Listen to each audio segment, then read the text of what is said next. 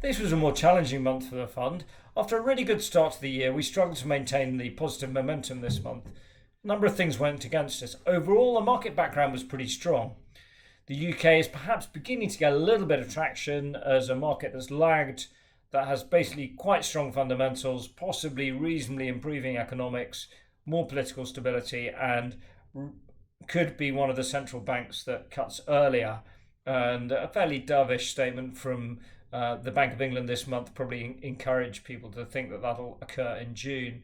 So overall, the background for UK equities was quite strong. Having been a pretty dull start to the year when other markets globally were strong, the UK played a bit of catch up in March.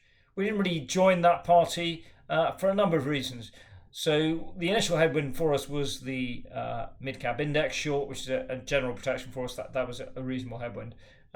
Probably the most significant thing that we got wrong, and we did get it quite badly wrong, was in the challenger bank sector, where we were short Virgin Money that was bid for by a UK building society nationwide, and we were long OSB, One Savings Bank. So what you're always going to get shorts occasionally that get bid for. There's not an awful lot you can do about it. It is part of the risk of being short a stock.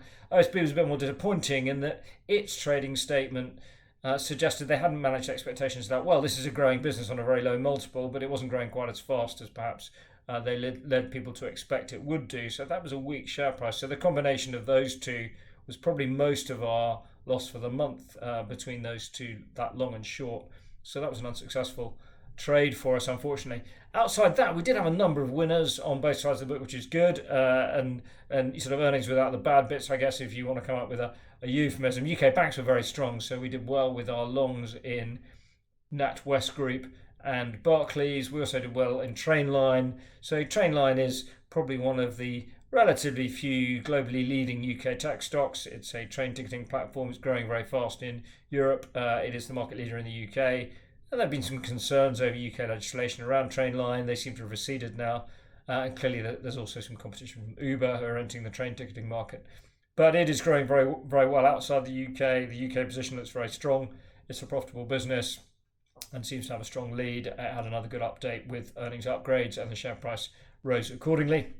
So that was another good win for us. Marks and Spencer had another good month. This has been a bit of a gift that keeps on giving. It had been rather weak at the beginning of the year, but more upgrades again. Saw the share price rally nicely for us. On the short side, we had a couple of wins. Kainos, which is a sort of digital services contractor into government, a little bit of a soft outlook there. Ocado likewise. So yeah, a couple of reasonable shorts wins as well as some good longs overall. But in the end, unfortunately, that challenger bank with a little bit of the mid-cap headwind, those combos were just a bit too steep for us to overcome in terms of delivery, maintaining the positive momentum. So overall, it's been a good Q1, ended slightly softly. We look into Q2.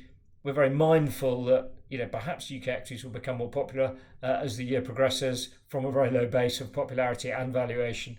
Mindful of that to make sure that we can continue our longer term positive momentum through that period.